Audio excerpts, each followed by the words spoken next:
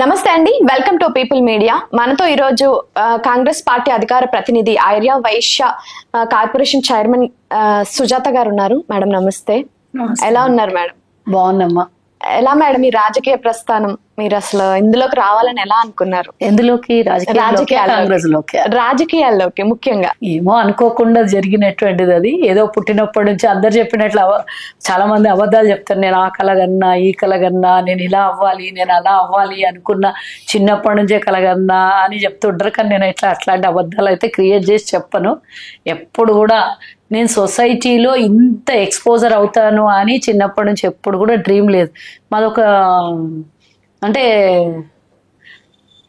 ఇక మాదొక వైశ్య కమ్యూనిటీ అని అంటే ఒక సిస్టమ్ ఎక్కువగా స్ట్రిక్ట్ అండ్ సిస్టమ్ లో నడిచేవాళ్ళు. ఆ ఫ్యామిలీ నుంచి జనరల్ గా వైశ్య కమ్యూనిటీ జనరల్ గా బయటకు రారు. అందులో మా కాలంలో 40-50 ఏళ్ల క్రితం అంటే ఇంకా చాలా తక్కువగా. ఇప్పుడు జనరేషన్ కొంచెం ఫాస్ట్ అయింది కానీ అప్పుడు ఇంకా చాలా తక్కువ. నేను హైదరాబాద్ లో పుట్టి పెరిగినా కూడా మా ఇంట్లో కల్చర్ అంతా అసలు ఇంకా చదువుకున్నామా 4 గోడల మధ్యలో పెళ్ళైపోయింది. భక్తి, గుళ్ళు, పూజలు, ఈ దానాలు, ధర్మాలు, వ్యాపారం, ఇవి తప్పించి సొసైటీలో రాజకీయాల్లోకి రావాలి అవన్నీ ఏముండదు. ఏమున్నా మా ఆర్గనైజేషన్స్ ఉంటాయి కాబట్టి అందులో సేవా కార్యక్రమాలే. మళ్ళీ ఇతరత్ర కార్యక్రమాలు మనం బయటకు వచ్చి 10 మందితో కలిసి అవన్నీ ఏమి ఉండవు. మా కమ్యూనిటీ 10 మందికి సేవ చేస్తాయి. గుళ్ళకు దాన ధర్మాలు, ట్రస్టులు పెట్టడము, అన్నదాన కార్యక్రమాలు, మా పూర్ ఉన్న వాళ్ళు ఎవరికైనా ఎడ్యుకేషన్ పరంగా కానీ, పూర్ ఉంటే వాళ్ళకి ఫ్యామిలీగా ఆర్థికంగా ఆదుకునుడు, ఇట్లాంటి సర్వీసులే ఉంటాయి అందులోనే. అంతే తప్పించి వేరే ప్రయాణం ఎప్పుడు లేదు. ఇంకా నేనైతే పెళ్ళైనప్పటి నుంచి ఆర్గనైజేషన్ లో ఉన్నా. అలా బాగా యాక్టివ్గా. ఫస్ట్ టైం నేనేమి చెప్పిన కదా ఇందాక, అలా అవ్వాలి ఇలా అవ్వాలి అని ఏ కలలు కనేదాన్ని కాదు. కానీ మనసు మాత్రం ఒక గట్టిగా ఏదో ఒక టాలెంట్ ఉండాలి అనే ఒక ఆలోచన మాత్రం ఉందేమో అనే లోపల ఉంటుండే. అంటే స్ట్రాంగ్ గా వాయిస్ ఉంటది. అంటే బై బర్త్ మా మదర్ లాగా వచ్చింది వాయిస్ కానీ, అండ్ యాక్టివిటీస్ కానీ, సెల్ఫ్ రెస్పెక్ట్ కానీ, ఇవన్నీ మదర్ నుంచి వచ్చింది. సో అట్లా స్ట్రాంగ్ గా ఉన్నాను తప్పించి వేరే ఏదో సొసైటీలో నేను వచ్చి అది ఇది అని చెప్పుకునేంత కాదు. పెళ్ళైనాక పిల్లలు పుట్టిన తర్వాత పిల్లలు చిన్నప్పుడే ఆర్గనైజేషన్స్ అవన్నీ అయిపోయాక అప్పుడెప్పుడో 94లోనే రాజకీయాల్లోకి ఇన్వైట్ చేసిండ్రు. అప్పుడు తాండూరులో ఉన్నప్పుడు చాలా యాక్టివ్గా ఉంటుంది. సర్వీస్ మోటో ఎక్కువ ఉంది. అప్పుడు అలాంటివి ఉండే కదా, ఎథిక్స్ ఎక్కువ ఉంటుండే కదా, రాజకీయాలైనా సొసైటీ అయినా. బాగా పబ్లిక్ రిలేషన్ ఉంది. వస్తే బాగుండని పిలిస్తే మా ఇంట్లో అప్పుడు ఒప్పుకోలేదు. మా ఇంట్లో ఆడవాళ్ళు బయటికి వెళ్ళరు, జనరల్ గా వేరే దాంట్లోకి వెళ్ళరు, అది రాజకీయం అంటే రొచ్చి ఉంటుంది, మేము అస్సలు పంపించము అన్నారు. సో అప్పుడు పిల్లలు చిన్నగా అప్పుడే పుట్టారు. సో ఇంకా అప్పుడు నాకు అవన్నీ తెలియదు అసలు. రాజకీయం ఈ పొజిషన్ కి అసలు పొజిషన్ అంటే అసలు రాజకీయమే ఎక్స్పెక్ట్ చేయలేదంటే మేము వేరే వాళ్ళకు నేను బాగా పబ్లిక్ రిలేటెడ్ కాబట్టి అడిగిన వాళ్ళకి నేను క్యాంపెయినింగ్ అంటే ఎట్లా అంటే ఆ వ్యక్తి నచ్చి మా సొసైటీకి ఏమైనా చేయగలుగుతాడు అంటే పార్టీలకు అతీతంగా చేసిన రోజులు కూడా ఉన్నాయి. సో అట్లా చేసినా కానీ ఏ రోజు కూడా 94లో అసలు అప్పుడు తలుచుకుంటే ఈ రోజు వరకు ఎప్పుడో ఎమ్మెల్యే అయిపోతును. అలా జరిగిపోయింది. ఇంట్రెస్ట్ అని కాదు, అసలు ఆ థాట్స్ కూడా మాకు పొలిటికల్ థాట్స్ నా మైండ్ లో లేకుండే. ఆర్గనైజేషన్ లో బాగా బిజీగా ఉండేదాన్ని. And more ever public relation బాగుంటుండే, ఊర్లో అందరు గుర్తుపడుతుండే. ఏదైనా ప్రోగ్రామ్ చేస్తే అన్ని కమ్యూనిటీస్ తో కలుపుకొని మంచి మంచి ప్రోగ్రామ్స్ చేసేదాన్ని కాబట్టి పబ్లిక్ రిలేషన్ ఉండే. సో దాన్నే చాలా మంది ఎందుకు మేడం మీరు ఒక్క కమ్యూనిటీకి అంకితం అయిపోయారు, పాలిటిక్స్ రావాలని మీడియా సోదరులు అప్పట్లోనే చెప్పేవాళ్ళు. నాకు నేను రాను అన్నదానికే గట్టిగా వచ్చి ఎవరు మా కమ్యూనిటీలో చేయనంత ఫైట్ బయటకు వచ్చి చేస్తున్నా అంటే నాకు నేనే ఒక్కోసారి గెలుకుంటుంటా. నిజం నేను అసలు అప్పుడు ఎప్పుడు 93లో ఎలా ఉండేదాన్ని, ఇప్పుడు 2025లో 30 yearsకి ఎలా అయిపోయాను అనుకుంటాను. అఫ్ కోర్స్ ఒకసారి అంటే నాకు ఒక డెడికేషన్ ఎక్కువ ఉంటుంది. ఎందులో ఏ పని చేస్తే ఎక్కడ ఉంటే అక్కడ దానికి పూర్తి న్యాయం చేయాలని ఉంటుంది. సో అలా అలవాటు అయిపోయింది తప్పించి పర్టికులర్ గా మా తాత ఎమ్మెల్యే, మా ముత్తాత అది, మా ముత్తాత ఇది అని చెప్పుకునే రకం అబద్ధాలే కాదు. ఓపెన్ గా చెప్పాలంటే మా మామయ్య తాండూరు కాంగ్రెస్ మున్సిపల్ చైర్మన్ గా చేశారు. సో ఆయనకు బ్యాక్గ్రౌండ్ ఉంది. కానీ తర్వాత ఒక 50 years గ్యాప్ వరకు ఎవరు కూడా దాన్ని ఫుల్ఫిల్ చేయలేదు, రాజకీయాల సైడే పోలేదు. అనుకోకుండా వచ్చినటువంటి జర్నీ ఇది. సింగిల్ గా సో మా మామయ్య లేరు, నేను పాలిటిక్స్ కి ఎంటర్ అయిన తర్వాత. ఆయన ఉండేటి కొంచెం హ్యాపీ ఫీల్ అవుతుండే. ఓకే, అంటే ఇప్పుడు బ్యాక్గ్రౌండ్ ఈ రాజకీయ బ్యాక్గ్రౌండ్ ఉంటే ఓకే వాళ్ళకి ఈజీ అయ్యేది, బట్ మీరు సింగిల్ గా రావడం అనేది నిజంగా గ్రేట్. అంటే వేరే ఇప్పుడు కొన్ని కమ్యూనిటీస్ ఉన్నాయి, పాలిటిక్స్ కు లేడీస్ వస్తారు, జెంట్స్ వస్తారు, మా దాంట్లో రావడమే తక్కువ, వచ్చి అటాక్. అవును, ట్రూలీ అసలు ఈ వైశ్యాస్ వీళ్ళెవరు కూడా బయటకు రావడం, ఈవెన్ వ్యాపార కుటుంబాలు కాబట్టి వేరే ఏదన్నా చిన్న ఇష్యూ అయితే భయపడతారు. అవును, ఏదన్నా ఏముంది మేము మా వ్యాపారము వేరే దాంట్లో పోము అనే రకం ఉంటది కాబట్టి దానాలు ధర్నాలు అఫ్ కోర్స్ అవి బాగా ఉంటాయి. ఎంత రూపాయి సంపాదించినా అందులో నుంచి 10 పైసలు దానం చేసే రకం ఉంటది, కానీ అది ఓన్లీ సర్వీస్ మోటో. ఈ పాలిటిక్స్ అని అంటే ఇక నేనే చాలా ఎన్నో ఏళ్ల తర్వాత మా ఇంట్లో రాజకీయం అనేది మా ఏళ్ల తర్వాత మా మామయ్య ఆదర్శం నాకు. ఓకే, అంటే మీలా అంటే చాలా డేర్ మా మామయ్య కూడా. అప్పుడు బాగా చేశారు ఆయన, మున్సిపల్ చైర్మన్ ఉన్నప్పుడు. ఇప్పటికి కూడా తాండూరు నిండా వాటర్ కనెక్షన్ ఇచ్చింది మా మామయ్యని. తాండూరులో తాండూరు రివర్ లో బోర్లు వేయించింది మా మామయ్యనే.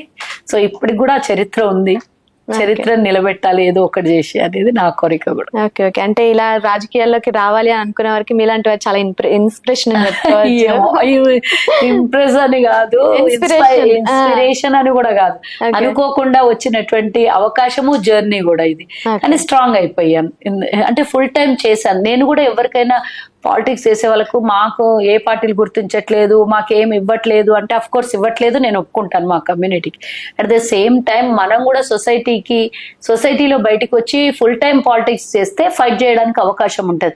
10 మంది వస్తే సచ్చినట్టు ఏ పార్టీ అయినా కూడా 10 మంది స్ట్రాంగ్ లీడర్లు ఉన్నారు, వాళ్ళకి ఎందుకు మనం ఆదరించొద్దు, వాళ్ళకి ఎందుకు టికెట్ ఇవ్వద్దు, వాళ్ళకి ఎందుకు పొజిషన్ ఇవ్వద్దు అని ఆలోచిస్తారు. సో ఒకళ్ళిద్దరు ఉంటే మనకు స్ట్రెంత్ ఉండదు, అడగడానికి అది కూడా ఉండదు. కేవలం ఎవరికి ఇవ్వలేదు అనే ట్యాగ్ లైన్ తప్పించి ఎవరన్నా రావాలనుకుంటే ఫుల్ టైమ్స్ చేయండి పాలిటిక్స్ అని నేను చెప్తున్నా. పార్ట్ టైం కాదు, బిజినెస్ మేము ఎట్లా చేస్తాం అంటే పార్ట్ టైం కూడా ఉంటుందా మేడం? అంటే కొంచెం సేపు ఏదో వచ్చామా పోయామా అది అయిపోయాక నేను 20 ఏళ్ళైంది కాంగ్రెస్ లో తిరుగుతున్నా నాకేమి ఇవ్వలేదంటే వచ్చి తిరిగిపోవడం కాదు. వచ్చి పూర్తి స్థాయిలో నాకున్న బాధ్యతని పూర్తిగా పనిచేస్తే అడిగే హక్కు ఉంటది ఎవరికైనా. అంతే కదా, నేను అదే చెప్తున్నా. అందరు ఎవరైనా బయటికి రండి, వైశ్యాస్ కూడా లేడీస్ జెంట్స్ బయటికి వచ్చి మనం వ్యాపారం ఎంత శ్రద్ధతో చేస్తున్నామో పాలిటిక్స్ లో ఇంట్రెస్ట్ ఉన్న వాళ్ళు వాళ్ళ ఫ్యామిలీ ఎంకరేజ్ చేయాలి, ప్లస్ వాళ్ళు ఫుల్ టైం పాలిటిక్స్ చేయాలి, డెడికేట్ చేసి అయితేనే లీడర్ అవుతాం. లేకపోతే ఇట్లా వచ్చినాము ఇట్లా పోయినాము అని అంటే కుదరని పని. ఓకే మేడం, ఇప్పుడు కమింగ్ టు ప్రజెంట్ పాలిటిక్స్ చూసుకుంటే కవిత గారు చాలా వ్యాఖ్యలు చేస్తున్నారు అని మీరు కూడా ఇంటర్వ్యూస్ లో చెప్పుకొచ్చారు. సో ఆవిడ ఏంటంటే మా దగ్గర ఆధారాలు ఉన్నాయి ప్రతిదానికి, అంటే వచ్చిన సంవత్సర కాలంలోనే 1.80 లక్షల కోట్లు అప్పు చేశారు, అందులో 20,000 కోట్లు డైరెక్ట్ గా సీఎం రేవంత్ రెడ్డి గారి ఖజానాకి వెళ్ళిపోయినాయి, ఇది అబద్ధం అయితే శ్వేతపత్రం రిలీజ్ చేయండి అని డైరెక్ట్ గా చెప్తున్నారు ఆవిడ. మీ అభిప్రాయం చెప్పండి. ఇప్పుడు ఆధారాలు ఉన్నాయి అన్నోళ్ళు ఆధారాలు చూపిస్తారా? ఊరికే నా మీద నిందలేస్తే నేను తెచ్చి నీకు ఆధారాలు చూపాను, ఎడికెళ్ళి దేవాలి లేని ఆధారాలు? ఇప్పుడు ఆమె 1,80,000 కోట్లల్లా డైరెక్ట్ 20,000 కోట్లు రేవంత్ రెడ్డి ఖజానాకు పోయినాయంటే ఆ 20,000 కోట్ల ఆధారాలు తీసుకొచ్చి నువ్వు ప్రశ్నించాలి, ముక్కుబట్టి అడగాలి. నీ దగ్గర అది ఆధారాలు ఉన్నప్పుడు వీళ్ళు తెచ్చి చూపించడం ఎందుకు? నీకు నువ్వే చూపిస్తే అయిపోయాదు. గాలి మాటలు ఎందుకు మాట్లాడాలి?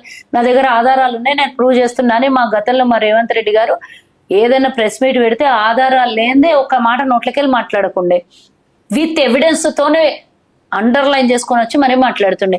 ఇప్పుడు మీకు కూడా అవకాశం ఉంది, ఆర్టీఐ ఉన్నది. రేవంత్ రెడ్డి గారు ఏదైనా తప్పు చేసినా, మా నాయకత్వం ఏమైనా తప్పు చేస్తే 100% ప్రజాపాలనలో పబ్లిక్ డబ్బుని దుర్వినియోగం ఎవరు కూడా చెయ్యొద్దు. డెఫినెట్ గా నువ్వు చేసింది నేను వేరే మాట్లాడతా, కానీ ఇప్పుడు మీరు అడిగిన ప్రశ్నకి 100% నీకు హక్కు ఉంది.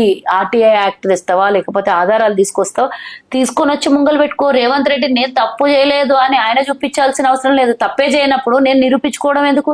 తప్పు చేసింది నువ్వు తిన్నావు అన్నప్పుడు నీ దగ్గర ఆధారాలు ఉంటే బయట పెట్టు. నువ్వు బయట పెట్టినప్పుడు ఆయన ప్రూవ్ చేసుకుంటాడు, ఇవి అవి కాదు, ఇది అది, నువ్వు అబద్ధం సాక్ష్యాలు తీసుకొచ్చినావు, నిజం సాక్ష్యాలు తీసుకొచ్చినావు అని ఆయన అప్పుడు మాట్లాడతాడు. గాలి మాటలు మాట్లాడి నా దగ్గర ఆధారాలు ఉన్నాయని నువ్వు ప్రూవ్ చేసుకో అనడం అడిగిన వాళ్ళకల్లా సమాధానం చెప్తాడు ముఖ్యమంత్రి. ఆధారాలు లేదే అంటే శ్వేతపత్రం రిలీజ్ చేయండి అని చెప్పి. శ్వేతపత్రం ఎట్లా రిలీజ్ చేస్తారు? నువ్వు ప్రతిదానికి ఎలిగేషన్ పెడితే దానికి శ్వేతపత్రం రిలీజ్ చేస్తారా? చెప్పు నాకు.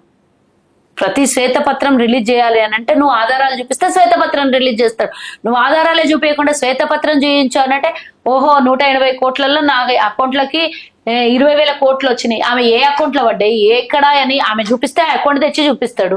మరి ఉట్టిగిన ఏమో గాలికి ఆయన అకౌంట్ లో ఆయన ఖాతాకి ఆయన ఖజానాకి పోయినాయంటే అది ఏ ఖజానా, ఆ ఖజానా చూపి తర్వాత ఆయన ప్రూవ్ చేసుకుంటాడు. దొంగని నెపమేసినప్పుడు దొంగతనం చేసిన వస్తువు చూపియాలి కదా. అంటే ఎటువంటి ఆధారాలు లేకుండా ఆవిడ అంతా మస్తు మాట్లాడుతుంది, గాలి మాటలు మాట్లాడితే ఏమున్నది. బీసీ ఉద్యమం చేసింది, ఎంత గాలి మాటలు అవి చెప్పండి నాకు. సామాజిక బాధ్యత ఉన్నదా, సామాజిక న్యాయం జరగాలనంట. ఇప్పుడు ఈ సామాజిక న్యాయం వల్ల ఆయన 10 ఏళ్ళు ఉన్నప్పుడు అడగండి, ఇప్పుడు సామాజిక న్యాయం అని అంటే ఏదన్నా న్యాయమా? ఆమె లిక్కర్ వ్యాపారం చేసి దొంగ లిక్కర్ల వ్యాపారం చేసి ఆమె జైలుకు పోయేసి వస్తే ఆమెకి ఈరోజు తెలంగాణలో గుర్తింపు కావాలని ఆమె తాపత్రయపడితే దానికి అన్నిటికీ మేము ఆధారాలు చూపించాలి, చెప్పులు వేసుకోవాలి, చెప్పిపోవాలి అని అంటే అవన్నీ జరిగే పల్లా. ఆధారాలు లేని గాలి మాటలు మస్తు మాట్లాడుతుంది. ఈ రోజు నువ్వు ఇది అడిగిన ఇది శ్వేతపత్రం తీయడానికి ఆయన జీవిత చరిత్ర తెచ్చి నీ ముంగలు పెట్టాలి, మళ్ళీ రేపు పొద్దున ఇంకోటి పెడతావు, మళ్ళీ రోజు ముఖ్యమంత్రికి ఇదే పనే. నువ్వు చూపి అంటున్నా, నేను ఇప్పుడు కూడా అంటున్నా, మా ముఖ్యమంత్రి తప్పు చేసినా ఎవరు తప్పు చేసినా క్షమారులు కాదు, నువ్వు చూపి ఆధారాలతో సహా. అప్పుడు మీరు వచ్చి మాకు ఇంటర్వ్యూలు అడగండి, మేడం ఇదిగో ఆధారాలతో సహా కవిత గారు చూపించారు, దీనికి మీరు ఇప్పుడు తప్పించుకోగలుగుతారా అనండి, అప్పుడు మేము ఏం సమాధానం చెప్తామో చూడండి. కానీ ఉట్టిగానే ఆమె అన్నమాటలకు అన్నిటికీ ఆన్సర్లు చెప్పమనంటే ఆన్సర్లు చెప్పడానికి కూర్చున్నామా, పాలన చేయడానికి కూర్చున్నామా? ఇడ అంటే నార్మల్ ఎవరి పీపుల్ అడిగినా మేము అడగకపోదుమేమో, అంటే ఆవిడ కూడా ఒక స్టేజ్ నుంచి ఉన్న ఆవిడ కాబట్టి. నేను ఆమె స్టేజ్ వరకు ఉన్నదని మీరు అంటున్నారు కాబట్టి ఆన్సర్ చెప్తున్నాం. నార్మల్ పీపుల్ ఉండింటే మాకు మీ క్వశ్చన్ అడిగితే మేము దానికి ఆన్సర్ చెప్పాల్సిన అవసరం లేదు, మీరు అడగాల్సిన అవసరం మాకు లేదు. అంటే ఎవడు పడితే వాళ్ళు నిందలేసిన అన్నిటికీ అందరూ సమాధానం చెప్పుకుంటూ పోతే ఉట్టి సమాధానాలకి 5 ఏళ్ళు వెళ్ళిపోతుంది. ఇక పాలన పక్కకు పడేస్తాం, వాళ్ళలాగానే గాడి తప్పిపోతుంది. ఇప్పుడు పాలన సరి చేయాలి అని ముఖ్యమంత్రి 16 గంటలు పనిచేస్తుంటే వాళ్ళు పని లేని మాటలు మాట్లాడుతున్నారు. ఓకే, ఆవిడ ఇప్పుడు మహాలక్ష్మి పథకం, తులం బంగారం ఇవి కూడా ఇవ్వలేదు అని చెప్తున్నారు కదా, మరి వీటి గురించి? మహాతల్లికి ఒకటి చెప్పమనండి, మేము 16 సంవత్సరాలు కాలేదు, 5 సంవత్సరాలు కాలేదు పాలనలోకి వచ్చి. అఫ్ కోర్స్ మేము 100 రోజులలో ఇస్తామన్నాం, మేము చెప్పినాం 100% వాస్తవం. అది దానికి ఒక లెక్క ఉన్నది. 100 రోజులలో ఇస్తామన్నాయి, 75% ఫుల్ఫిల్ చేసినాం మేము. ఆ 75% ఇచ్చాక 2-3 మాత్రమే ఇప్పుడు 6 గ్యారెంటీల్లో అమలు చేసేది ఉన్నది. అందులో మీరు అన్నట్టు 4,000 రూపాయల పెన్షన్, 2,500 మహిళలకి స్కూటీలు, ఈ 3 కదా బ్యాలెన్స్ ఉన్నాయి. ఇంక అన్ని ఇచ్చేసినాము. రైతు రుణమాఫీ చేస్తున్నాము, రైతు బంధు చేసినాము, 60,000 పైకు చిలుకు ఉద్యోగాలు ఇస్తూనే ఉన్నాం. అంటే ఆన్ గోయింగ్ ప్రాసెస్ లో నడుస్తా ఉన్నాయి అవి. ఇందిరమ్మ ఇండ్లు శాంక్షన్ చేసినాం, ఎంతో మందికి వచ్చినాయి. కట్టుకుంటున్న వాళ్లకు ఫస్ట్ స్టేజ్లలో 1,00,000 రూపాయలు వచ్చినాయి. మీరు 10 ఏళ్ళు ఉంటే కూడా 30,000 ఇండ్లు ఇవ్వలేదు. మేము 10 నెలల్లో 4.5 లక్షల ఇండ్లకి శంకుస్థాపనలు అయిపోయినాయి. తర్వాత ఇప్పుడు కొంతమందికి ఫస్ట్ స్టేజ్కి వచ్చి స్లాబ్ల వరకు వచ్చే వాళ్ళకి 1,00,000 రూపాయలు కూడా శాంక్షన్ చేయడం, చెక్కులు వేయడం జరిగింది. మా దగ్గర ఒక సిస్టమ్ ఉంటుంది, సిస్టమేటిక్ గా పోతాం మేము. మీలాగా గాలి మాటలు మాట్లాడి గాలి మోటార్లలో తిరిగి గాలికి పైసలు ఖర్చు పెట్టే పద్ధతి మాది కాదు. ఫస్ట్ ఆఫ్ ఆల్ ఒకటి చెప్తున్నా, నేను మీరు ముంచి రాష్ట్రాన్ని ముంచి మీరు మమ్మల్ని ప్రశ్నిస్తున్నారు. ఈరోజు యావత్ సమాజం మిమ్మల్ని ప్రశ్నించాలి. యావత్ తెలంగాణ ఉద్యమకారుడు మిమ్మల్ని నిలదీయాలి. ఎందుకంటున్నా ఈ మాట అంటే, గతంలో కేసీఆర్ పదే తెలంగాణ ధనిక రాష్ట్రం అని చెప్పిండు. ధనిక రాష్ట్రం నీ చేతిలో పెడితే అప్పుల రాష్ట్రం నువ్వు మా చేతిలో తిరిగి పెట్టినావు. పోనీ సరే, ధనిక రాష్ట్రంలో ఏమన్నా అభివృద్ధి చేసి చూపించి మా చేతిలో పెడితే ఇక దీనికోసం అప్పయింది, ఏమైతుంది, దాని నుంచి రెవెన్యూ జనరేట్ అవుతుంది, ఒక 2-3 తరాలకి మనం పెట్టినటువంటి రిసోర్సెస్ పనికొస్తాయి, ఈ పథకాలు కానీ మేము చేసిన అభివృద్ధి కానీ పనికొస్తుంది అని అంటే మేము కూడా నోరు లేపకుంటాం. ఈరోజు కాళేశ్వరం అనే కట్టడానికి 1,00,000 కోట్ల వ్యయం చేసినాం మేము. ఇప్పుడు వాళ్ళు అదే గొప్పగా చూపించుకుంటున్నారు కదా, మేము చూపించుకుంటారు. గాలి పోయేటోడు గాలి మాటలు మాట్లాడతారు, కానీ గాలి మాటలు మాట్లాడేటోళ్ళకి నా సమాధానం ఒక్కటే. కాళేశ్వరం ఆ రోజు ప్రాణహిత చెవెళ్ళకి 38,000 కోట్ల రూపాయలతోని ఆ రోజు వర్క్ శాంక్షన్ అయిపోయి ఒక 30% వర్క్ కంప్లీట్ అయినాక దాన్ని పక్కన పడేసి రీడిజైన్ పేరుతోని కొత్త డిజైన్ మొదలు పెట్టేసి జంబోనా, అది బాహుబలి మోటార్లు లోపలికి పాయే. దాని తర్వాత కట్టిన కాళేశ్వరం కూలిపాయే. కాళేశ్వరం కాదు కులేశ్వరం అని మా కోమటిరెడ్డి గారు చెప్పిన ఆ రోజు. సో ఇన్ని చేసిన మీ తప్పిదాల వల్ల రాష్ట్రం అప్పుల పాలయ్యి, ఒక్కటి కాదు 2 కాదు, ప్రతి దాంట్లో తప్పుడు పల్లె, తప్పుడు తడకాలే, ప్రతి డిపార్ట్మెంట్ లో అప్పుల పాలే, ప్రతి కార్పొరేషన్ ని ఒక్క రూపాయి లేకుండా ఖాళీ చేసింది నువ్వే. అయినా మీరు వచ్చి మమ్మల్ని ప్రశ్నలు అడుగుతుర్రు. గుడ్డు వచ్చి పిల్లని ఎక్కిరిచ్చినట్టు నువ్వు వచ్చి మమ్మల్ని ప్రశ్నలు అడిగితే వింతగా ఉంది. మీడియా ఛానల్ అడిగితే మేము సమాధానం చెప్పొచ్చు, కానీ మీరే ముంచినోళ్ళే, దొంగతనం చేసినోడే దొంగ దొంగ నడిచినట్టు రాష్ట్రాన్ని దొంగల పాలు చేసేస్తే ఈ రోజు మిగిలింది ఏందయ్యా అని అంటే చివరికి అప్పుల రాష్ట్రంగా మిగిలింది. మేము 17,000 కోట్ల మిగులు బడ్జెట్ ఇస్తే మీరు 8,20,000 కోట్ల అప్పు మా చేతిలో పెట్టారు. ఇంకా ఎన్ని భరించాలి, ఇంకా ఎన్ని చేయాలి? అయినా ఇంత పరిస్థితి. మీరు ఒక 1,80,000 కోట్ల అప్పు చేసినామంటారు కదా, అందులో కేసీఆర్ చేసిన అప్పులకు వడ్డీలు కట్టడానికే ఇప్పటిదాకా 17 నెలలు ఇంటూ 6,500 కోట్ల రూపాయలు, నెలకి 6,500 కోట్ల రూపాయలు వడ్డీ కడుతున్నాం మేము ఎక్కిన నెక్స్ట్ మంత్ నుంచి. మేము ఇంకా ఆ తర్వాత 22,000 కోట్ల రూపాయలు అసల్లో నుంచి తీర్చేసినాం. అంటే ఆల్మోస్ట్ దగ్గర 1 lakh crores దీనికే ఖర్చు అయిపోయినాయి. మిగతాయి పథకాలకు వాడుకున్నాం. అవి ఎక్కడ వాడినామో అని శ్రీధర్ బాబు గారు కూడా క్లియర్ గా మేము ఎక్కడి నుంచి తీసుకున్నాం అప్పు, ఎక్కడ వాడినాం ఈ రూపాయి బ్రోకర్లకు ఇయ్యకుండా తక్కువ వడ్డీతో తెచ్చి ఎక్కడ వాడినామని క్లియర్ గా చెప్పారు. అయినా సిగ్గు లేకుండా పదే పాడిందే పాట పాస్పళ్ళ ఆట అని రోజు పథకాలు వేస్తే గదే స్టోరీ చెప్తే ఎన్ని రోజులు నిందాము, ఎన్ని ఛానళ్ళకని సమాధానం చెప్దాము. ఫస్ట్ ఆఫ్ ఆల్ వెళ్ళి ఈ ప్రశ్నలకన్నిటికీ నేను అడిగిన ప్రశ్నలు ఆమె దగ్గరికి వెళ్ళి అడగండి.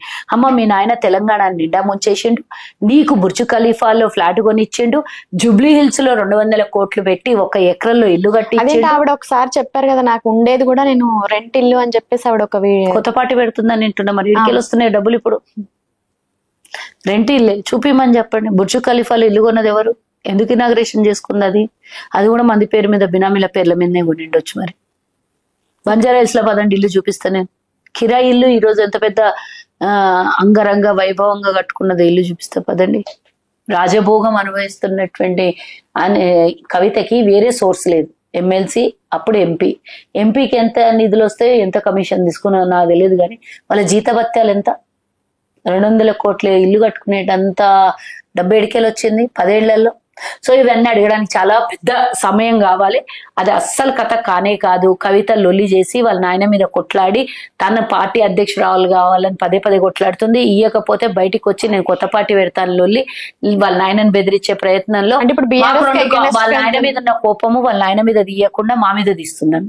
వాళ్ళ అన్న మీద వాళ్ళ నాయన మీద ఉన్న కోపం మా పార్టీ మీద తీస్తుంది. ఏదో ఒకటి చేసి లైమ్ లైట్ లో నిలబడాలి కదా, తొందరగా కనుమరుగైపోతారు. అది గుర్తుంచుకోమని.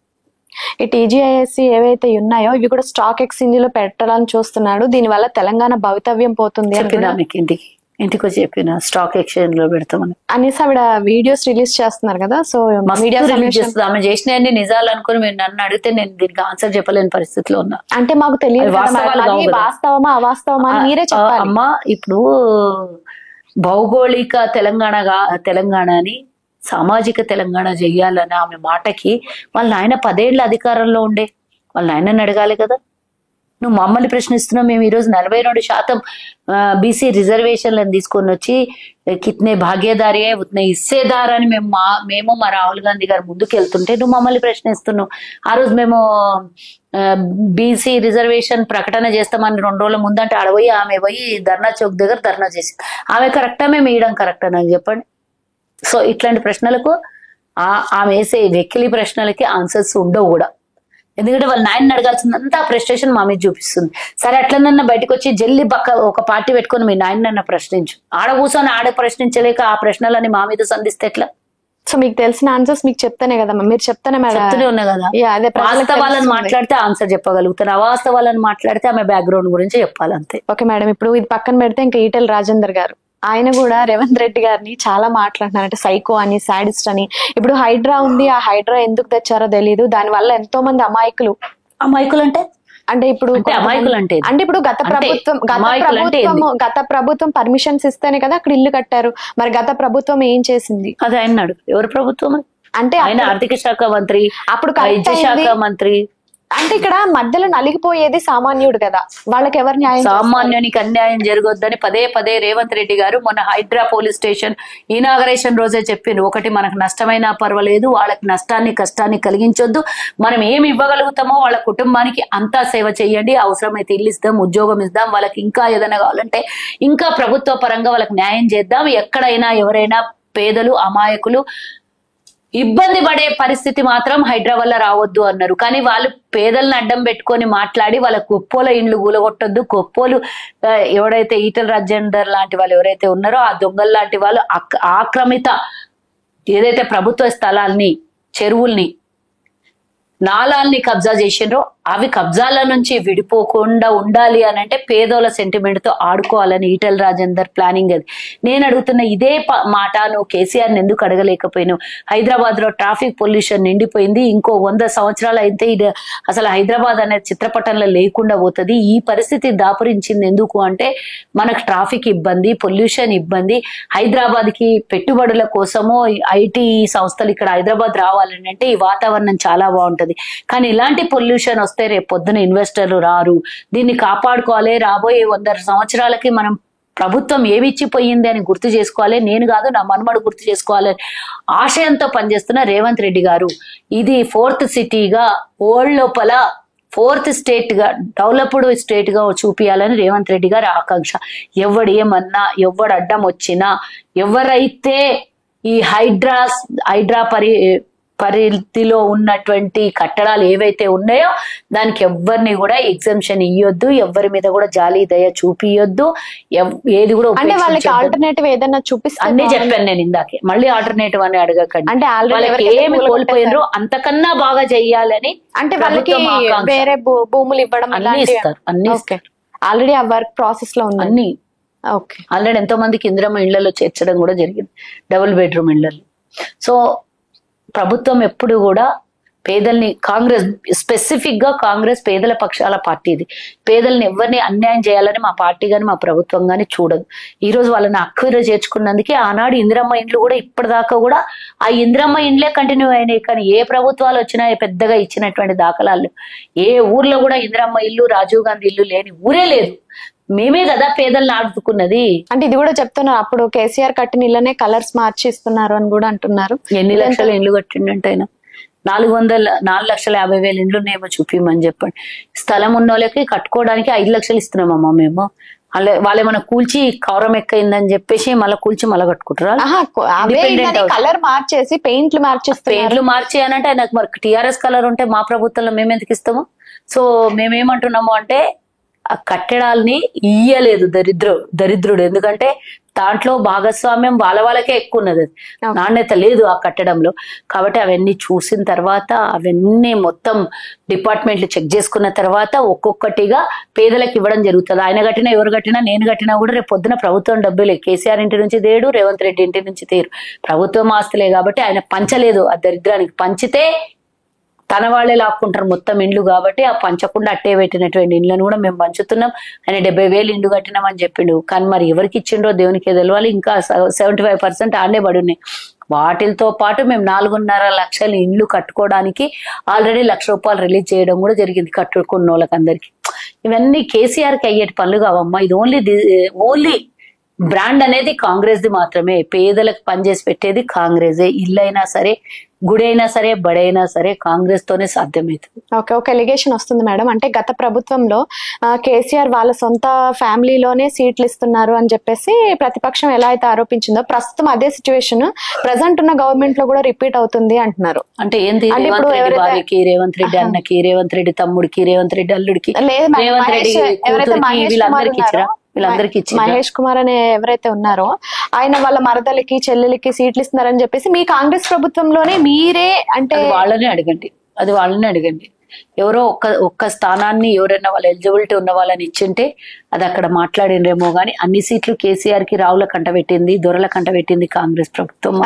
అంటే ఒక ప్రభుత్వంలో వాళ్ళే ఇలా ఎలిగేషన్స్ చేసుకుంటే ఇంకా ప్రజలకు ఎలాంటి నమ్మకం ఉంటుంది ఆ పార్టీ మీద? అఫ్ కోర్స్ ఎవరైనా మాట్లాడినరు అంటే వాళ్ళ బాధను వాళ్ళు చెప్పుకున్నారు అనుకోవాలి. మా పార్టీలో స్వతంత్రం ఉన్నది కాబట్టి మాకు ఈ హక్కు ఉంది, కావాలని అడిగిన అనుకుంటారు. అదే కేసీఆర్ ఫ్యామిలీలోగా కేసీఆర్ ప్రభుత్వంలో ఉన్నప్పుడు ఎవడన్నా అడిగే సాహసం చేస్తుండేనా? ఎవరికి ఇచ్చుకున్నా కూడా రావులకే మొత్తం ఉద్యోగాలు, రావులకే మొత్తం పదవులు, 75% వాళ్ళకి ఇచ్చిండు. ఉన్న 92,000 అయితే 90 ఉద్యోగాలు ఇచ్చిండు ఆయన ప్రభుత్వం. అన్యాయం చేయలేదేమో వాళ్ళకి. మేబీ అందుకని వాళ్ళు అడగలేదేమో అనుకోవచ్చు కదా. ఎవరికన్నా ఏమో రావుల కుటుంబం దుర్లకే అంటే ఇట్లా మీరు చెప్పింది ఏదైతే అంటే అది ఆయన ఇష్టానుసారంగా మోనోపోలీగా ఆయన నియంతలాగా పరిపాలించి ఆయన పార్టీని ఆయన గుప్పిట్లో పెట్టుకున్నప్పుడు నువ్వెంత ఇది నా పార్టీ నా పైసలతో గెలిచినావు నా బొమ్మ మీద గెలిచినావు అంటే అవతలోడు మాట్లాడడానికే ఉండదు. కేసీఆర్ పని అదే చేసి అందరినీ గుప్పి. ఇప్పుడు రేవంత్ రెడ్డి గారు కూడా అదే అంటారు, నా దగ్గర అయితే డబ్బులు లేవచ్చు కోసుకుంటా. డబ్బులు లేకపోవడం ప్రభుత్వంగా కొన్ని పథకాలని ఏదైతే ఉద్యోగస్తులు చేస్తుండ్రో ఏదైతే ఆర్టీసీ చేస్తుండ్రో గది చెప్పిండు దానికి మా పార్టీలో డబ్బులకి ఏం సంబంధం? అంటే ఒక నియంతలాగా ఆయన కూడా మాట్లాడుతున్నారు. నియంతన నియంత అయితే కేసీఆర్ లాగా దాచిపెట్టేసి తెలంగాణలో అక్కడిక్కడ ఉన్నటువంటి అన్ని భూములు నమ్ముకొని నువ్వెవడరా నన్ను అడగడం, నేను అన్ని అమ్ముకుంటా 90% నేను మింగేసి 10% పబ్లిక్ లకు పెడతా అంటుండే. ఆయన క్లియర్ గా చెప్తుండే, లెక్కలతో సహా అంకెలతో సహా చెప్తుండే, ఇగో ఇది పరిస్థితి, మీరు నన్ను గోసుక తిన్నా కూడా రూపాయి రాదు, తింటాటే మీ ఇష్టం అని చెప్పిండు. అంటే ఇది ఓపెన్ గా మాట్లాడడం, బహిరంగంగా చెప్పి ప్రజల మనసులో ప్రలోభాలు ఇంకా కూడా రేపిస్తాడు, ఎల్లుండిస్తాడు, అదొస్తుంది ఇదొస్తుంది అని ఆశలు కాకుండా కొంత సమయాన్ని తీసుకొని ఒకటొకటి సరిది చేస్తున్నా. ఇదిగో ఈ పరిస్థితి అని కుటుంబంలో ఉన్నటువంటి పెద్దగా అవుతున్న పిల్లలకి తండ్రి చెప్పుకోడా? మరి అదే విధంగా తెలంగాణకు ఒక తండ్రి స్థానంలో ఉన్నవాడు తెలంగాణ పరిస్థితి, రాష్ట్రం పరిస్థితి దయనీయంగా ఉంది, రూపాయి అప్పు పుట్టట్లేదు, అప్పైనా తెచ్చి మీకు ఇద్దాము అని అంటే అని క్లియర్ గా చెప్తున్నారు.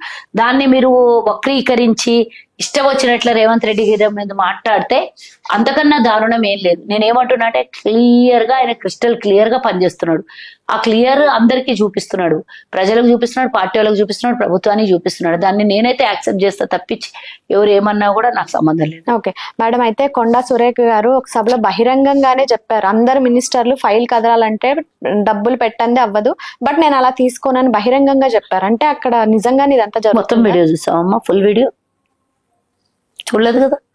వాళ్ళు కట్ చేసి పెట్టినటువంటి రీల్ ని చూసి అది వాపు అని చూసి బలుపు అనుకున్నట్ల ఆమె మాట్లాడింది. గత ప్రభుత్వంలో మంత్రులు డబ్బులు ఇస్తే గాని ఫైల్ మూవ్ అవ్వవు అనే మాటని దాన్ని అక్కడక్కడ వీడియో కట్ చేసి ఒకటి జత చేసి పెడితే దాన్ని తీసుకొని వచ్చి క్లియర్ గా కట్ చేస్తారా మేడం? ఎవరు చేయరు, గతంలో నాదే చేసిండ్రు. నాదే చేసిండు. కేటీఆర్ సొంత దీని మీద పెట్టుకున్నాడు, ఆయన ప్లాట్ఫామ్ మీద పెట్టుకున్నాడు సోషల్ మీడియాలో. నేను అనని మాటని అన్నట్లుగా ఇప్పుడు నేను ఏమన్నా, రేవంత్ రెడ్డి గారు అమెరికాలో ఉండి 3 ఎకరాలకే నీళ్ళు ఇస్తాము, గంటన్నరనే ఇస్తాము, 3 గంటలు తప్పించి గంటన్నర తప్పించి ఎక్కువ కరెంట్ అవసరం లేదు అని రేవంత్ రెడ్డి అన్నదానికి ఆయన చెప్పిన వర్షన్ ఒకటి. 1 ఎకరం ఉన్నోనికి 3 గంటలు కరెంట్ ఇస్తే చాలు, ఆయన పొలానికి నీళ్లు అందుతాయి.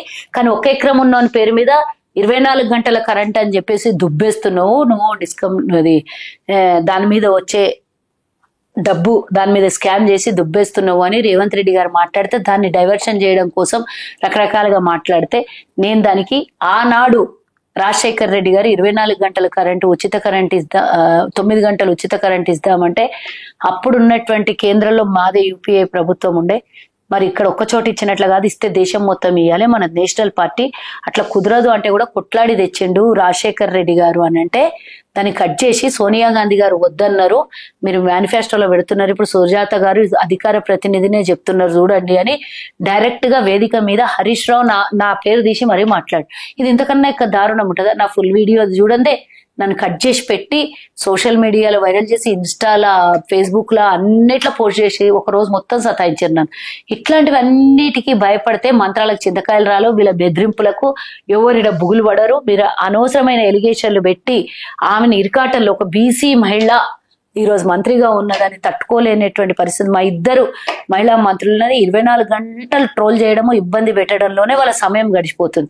ఎందుకంటే తొలి తెలంగాణ ఏర్పడినప్పుడు క్యాబినెట్ లో మొత్తం మొగరాయిల్లో ఉండి మహిళలకు ఒక్కొక్కరికి స్థానం ఇయ్యనటువంటి కేసీఆర్ ఈరోజు కాంగ్రెస్ ప్రభుత్వం రాగానే మహిళలకి మంత్రులు చేస్తే ఒక గిరిజన మహిళని ఒక బీసీ మహిళల్ని చేస్తే తట్టుకోలేని పరిస్థితిలో వాళ్ళిద్దరినీ అవమానపరుస్తా ఉన్నారు అనేది అందరికీ తెలిసినటువంటి విషయమే. ఓకే మేడం, సో ఇప్పుడు కాంగ్రెస్ ప్రభుత్వం మీద వచ్చే ఎలిగేషన్స్ కి ఫైనల్ గా మీరు ఏం సమాధానం చెప్తారు? ఏ ఎలిగేషన్స్ లేవు, తట్టుకోలేనటువంటి పక్క పార్టీవాడు ఏదో మాట్లాడుతున్నాడని ప్రభుత్వ పరంగా ప్రజలకు చేసే సేవలు ఆగిపోవు, ఇచ్చిన పథకాలు అమలు పరచడానికి దానికి ఎలాంటి ఆటంకము రాదు. ఎవడు వచ్చినా 600 అయినా 106 అయినా మేము ఇచ్చిన పథకాలు కాస్త ఆలస్యమైనా పూర్తి స్థాయిలో నెరవేరుస్తాం. ఈ రోజు స్కిల్ డెవలప్మెంట్ సెంటర్లు పెడుతున్నాం, స్పోర్ట్స్ యూనివర్సిటీ గ్రాట్యుటీ కడుతున్నాం, మహిళలకి వడ్డీ లేని రుణాలు ఇస్తున్నాం, మహిళలకి ఈరోజు బస్సులు ఇచ్చి అవే బస్సుల్ని మళ్ళీ మేము అద్దెకి తీసుకుంటుంది మా ప్రభుత్వం 100 బస్సుల్ని ఇచ్చి. అంతేకాకుండా ఉచితంగా మహిళలకు బస్సు ప్రయాణం కల్పించినాం, 200 యూనిట్ల ఉచిత కరెంట్ ఇచ్చినాం, 500కే గ్యాస్ ఇచ్చినాం, ఇందిరమ్మ ఇండ్లను కట్టిస్తున్నాం. అంతేకాకుండా 42% బీసీలకు రిజర్వేషన్ ఇచ్చినాం, ఎస్సీ ఎస్టీన మరి ఇవన్నీ వర్గీకరణ చేసినాం, ఎస్సీ వర్గీకరణ చేసినాం మేము. అంతేకాకుండా ఆరోగ్యశ్రీ కింద 10 లక్షలు ఇచ్చినాము. ఎన్నో డెవలప్మెంట్లు ఈ 10 నెలల్లో మేము చేసినాం, వాళ్ళు 10 సంవత్సరాలలో చేయింది. అన్నిటికన్నా ఇంపార్టెంట్, దేశంలో ఎవ్వరు కూడా చెయ్యండి సన్నబియ్యం ఇస్తున్నాం మేము. ఏ రాష్ట్రంలో కూడా ఇయ్యలేదు ఈ ప్రభుత్వాలు. ఇప్పుడు 14-15 రాష్ట్రాలలో బీజేపీ పరిపాలిస్తున్నా కూడా ఏ ఒక్క రాష్ట్రంలో కూడా వాళ్ళు సొంతం కేంద్రం నుంచే ఇస్తున్నామని అబద్ధాల కూతలు కూసినా కూడా మరి నిజంగా వాళ్ళు పరిపాలిస్తున్న రాష్ట్రాలకి సన్నబియ్యం ఇయ్యాలి. అది ఇయ్యలేదు, చేతగాని దద్దమ్మలు ఏమో మాట్లాడుతున్నారు. కానీ మేము సమాధానం చెప్పినా పదే సమాధానం చెప్పాల్సిన అవసరం లేదు. దేశంలో ఎవరు చేయండి, పేదోడైనా ధనికుడైనా ఒకటే, తినాల్సినది కడుపులో పోవాల్సిన ముద్ద సన్నబియ్యమే తినాలని ఒక ఆకాంక్షతో రేవంత్ రెడ్డి గారు ముందుకెళ్తున్నారు. కేబినెట్ ఉత్తమ్ కుమార్ రెడ్డి గారు మరి ఆ శాఖకు గాని సంబంధించినటువంటి మంత్రి వీళ్ళందరూ కూడా సముచితంగా రేవంత్ రెడ్డితో కలిసి పనిచేస్తూ అన్ని కార్యక్రమాలు తీసుకొని ముందుకెళ్తున్నటువంటి మా ప్రభుత్వము. అంతేకాకుండా ఈరోజు రిజర్వేషన్ ఇచ్చి అన్ని కులాలకి అందరికీ సామాజిక న్యాయం చేయాలని ముందరికి వచ్చింది. ఎవ్వరు కూడా దేశంలో ఉచిత బస్సే కాకుండా మహిళలకి కొత్త బస్సులు కొనిచ్చి అవి రెంట్కు తీసుకున్నటువంటి ఏ రాష్ట్రంలో కూడా లేదు చరిత్ర.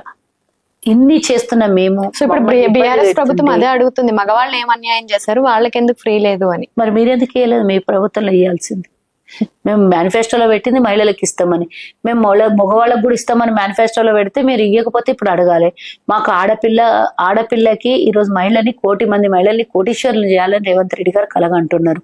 ఒక్క మహిళ ఊరి నుంచి ప్రయాణం చేసి హైదరాబాద్ నిత్య వ్యాపారం కోసమో, కూరగాయలు అమ్ముకోవడానికి కోసమో, ఉద్యోగం కోసమో, విద్యార్థులు ఇంతమంది ఊర్లలో నుంచి హైదరాబాద్ ప్రయాణం చేస్తే నెలకు లేదన్నా 3,000 రూపాయలు ఖర్చు అవుతాయి. అది కూడా ప్రభుత్వ బస్సు, సేఫ్టీయెస్ట్ bus, safety and security bus ప్రభుత్వం బస్సు.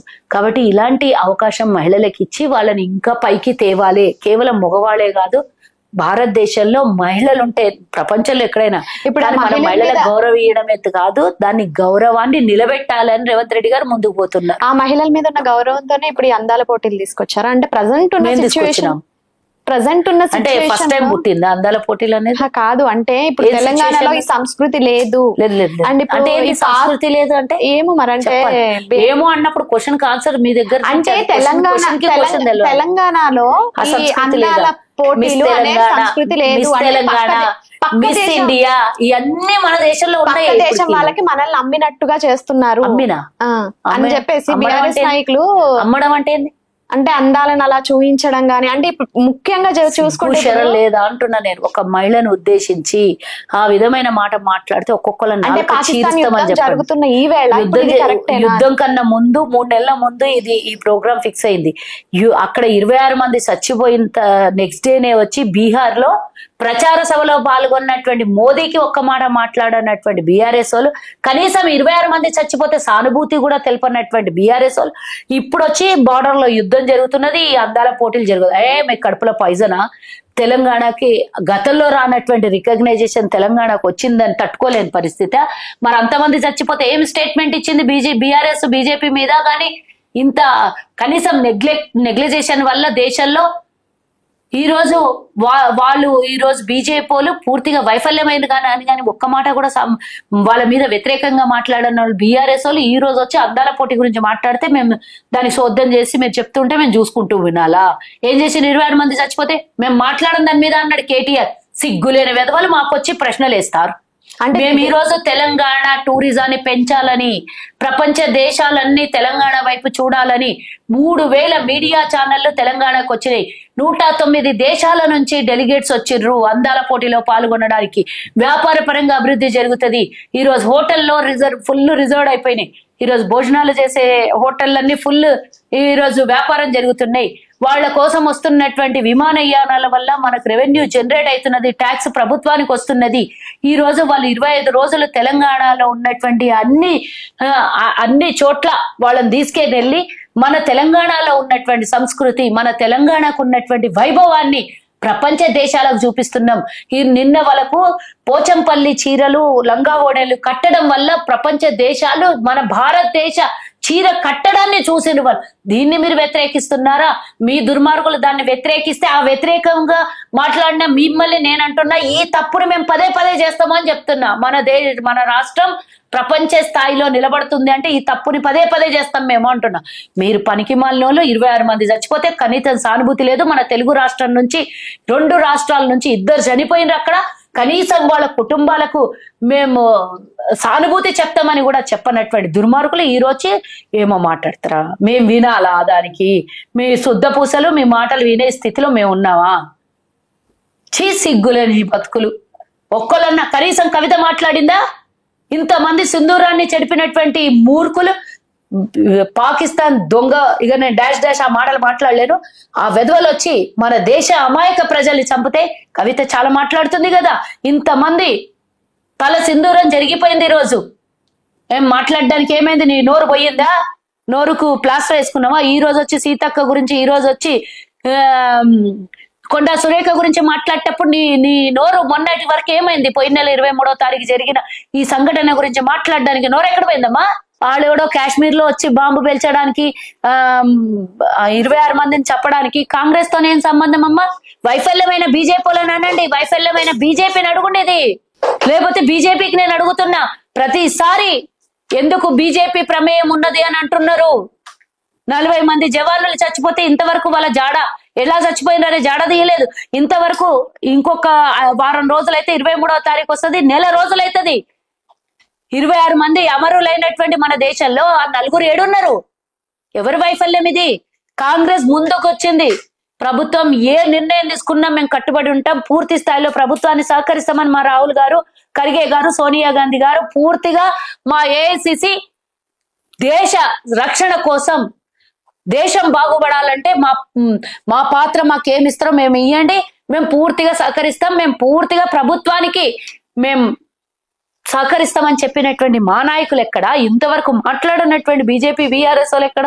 మా గురించి మాట్లాడే, ఉచ్చరించే మీకు అధికారం గాని మీకు అర్హతగా లేదు అని నేను చెప్తున్నా. తెలంగాణ మహిళల్ని కించపరుస్తూ మాట్లాడినటువంటి మా బీసీ మహిళ ఒక వీడియో కూడా రిలీజ్ అయింది కదా మేడం. అందులో అంటే ఏమంటారు, మినిస్టర్ గారు మన తెలంగాణ మహిళలతోటి కాళ్ళు గడిగించారు విదేశీ మహిళలకి అని చెప్పేసి వీడియో చూసావా అమ్మ? ప్రతిదీ కట్ చేసి పెట్టిన దాన్ని వైరల్ చేస్తే మనం మాట్లాడుకుంటే అసహ్యంగా ఉంటుంది.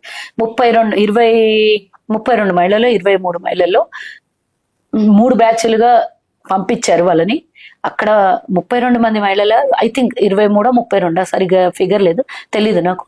మిగతా వాళ్ళని కాళ్ళు గడిగి టవల్ పెట్టి తూడ్చినటువంటి వీడియో మీకు ఎక్కడైనా కనబడితే నాకు చూపియండి, నేనే క్షమాపణ చెప్పిస్తా. నాకు చూపియండి. అడ్డమైన చెత్త మాటలు మాట్లాడి ఒక గిరిజన మహిళకి, ఒక బీసీ మహిళని అవమానకరంగా మాట్లాడితే మేము చూస్తూ ఊరుకుంటామంటారా? ఆ దొరల మాటలు, దొరల గడిలలో నేర్చుకున్నటువంటి సంస్కృతిని మీరు బయటకు వచ్చి మా నాయకుల మీద, మా ప్రభుత్వం మీద, మా పార్టీ మీద నిందలేస్తే చూసుకుంటూ ఊరుకుంటామా? మీరు మా మీద నిందలేసిన బేషరతుగా సీతక్కకి, బేషరతుగా కొండా సురేఖకి క్షమాపణ చెప్పాలి ఆ 3 మహిళలు అని అడుగుతున్నాను. సో ఇప్పుడు సీతక్క మ్యాటర్ వచ్చింది కాబట్టి ఇప్పుడు ఏం బీఆర్ఎస్ పార్టీ నాయకులు ఏమంటున్నారంటే, సరే సీతక్క చెప్పులు వేసుకుని వెళ్ళడం అదంతా అన్ని చేశారు సరే, ఇప్పుడు మరి అంటే అడవిలోకి అక్కడికి వెళ్ళడం, వాళ్ళకి హెల్ప్ చేయడం ఇవన్నీ చేశారు కదా, మరి ఇప్పుడు ఎలాగో పాలనలో ఉన్నారు కదా, మరి ఇప్పుడు వాళ్ళకి వంతెన కట్టించొచ్చు కదా? ఎప్పుడు కట్టించున్నారు? అన్ని ఎందుకు కట్టించున్నారు? అన్ని చేస్తున్నారు. ఆ ప్రభుత్వంలో ఉన్నప్పుడు మీరు వాళ్ళకి చేయకపోవడం వల్ల ఆదివాసులని అడవిలో బతికే బిడ్డలు కాబట్టి ఇప్పుడు 16 నెలలు అయింది కదా, ఎందుకు కట్టించారు? చూడమని ములుగులో ఎన్ని శంకుస్థాపనలు జరిగినాయి, ఎన్ని అవుతున్నాయి. 16 సంవత్సరాలు అయింది అనుకుంటున్నారేమో మేము వచ్చి. వాళ్ళు 16 నెలలే అయిందమ్మా. 10 సంవత్సరాలు 3360 రోజులు మీకు సమయం ఇస్తే మీరు రాష్ట్రాన్ని అల్లకల్లోలం చేసి అప్పుల పాలు చేసేసి, ఏ నియోజకవర్గం అభివృద్ధి జరగకుండా చేసి, కేవలం కల్వకుంట్ల కుటుంబం మాత్రమే బతకడం కోసం తెలంగాణ వచ్చిందేమో అన్నట్లు కుక్కలు జింపే చింపిన ఇస్తరాకు లాగా పంచుకొని మీరు ఈరోజు మా గురించి మాట్లాడతారా? సీతక్క కాన్స్టిట్యున్సీకి ఒకసారి వెళ్ళి చూడండి, ఎన్ని నిధులు కేటాయించుకుంటుందో, ఎంత అభివృద్ధి చేయాలని పూర్తి స్థాయిలో ప్రయత్నం చేస్తుందో. ఇప్పుడు మొదలుపెట్టినాయి, కనీసం ఒక ఏడాదన్న టైం తీసుకుంటే, ఏడాది 2 ఏళ్ళన్న టైం తీసుకుంటది కదా కట్టడానికి. అంటే మరి ఆ వీడియోలు బయట పెట్టిన వాళ్ళు ఈ వీడియోలు ఎందుకు పెట్టట్లేదు? అంటే మీలాగా వీడియోలు వైరల్ చేసుకుంటూ కూర్చోాలి, మేము చేసినాం అంటే మరి ప్రజలకి పని పాట లేదు కాబట్టి అవి చూస్తారమ్మా. పని పాట లేదు కాబట్టి ఒకటే యాంగిల్ కనబడుతుంది. మాకు కాంగ్రెస్ కన్న పిల్లలకి అన్నం పెడితే తల్లి కడుపు ఎట్లా నా పిల్లలకు పెట్టినా అని చెప్పి కడుపు చూపించి మాట్లాడదో, కాంగ్రెస్ కూడా అలాంటిదే. చేసిన పనిని చెప్పుకోవాల్సినటువంటి అవసరం లేదు. కన్న తల్లి అయితే పిల్లలకు పెట్టిన అన్నం గురించి చెప్పుకుంటుందా అనేది మా ఉద్దేశం. నమ్మకంతో వాళ్ళ ఉద్దేశం పబ్లిసిటీ. 10 రూపాయల పని చేస్తే 1000 రూపాయల పబ్లిసిటీ చేసుకునేది వాళ్ళ వంతు. మేము ప్రజలకు దగ్గరుండి సేవ చేసేది మా వంతు. మాకు మీకు నక్కకు నాగలోకంకు ఉన్నంత తేడా. నువ్వేమో కుక్కలు చింపిన ఇస్తరాకులాగా చేస్తే మేము బొత్త కొట్టినట్లు కుడుతున్నాం దాన్ని. మీరు 2014లో మీ చేతికి ఇచ్చేటప్పుడు బంగారు పళ్ళల్లో పెట్టి ఇచ్చినాం మేము. మళ్ళీ దాన్ని అదే పరిస్థితికి తీసుకొని వచ్చిండ్రు ఈరోజు. దాన్ని మళ్ళా మేము సారిస్తున్నాం.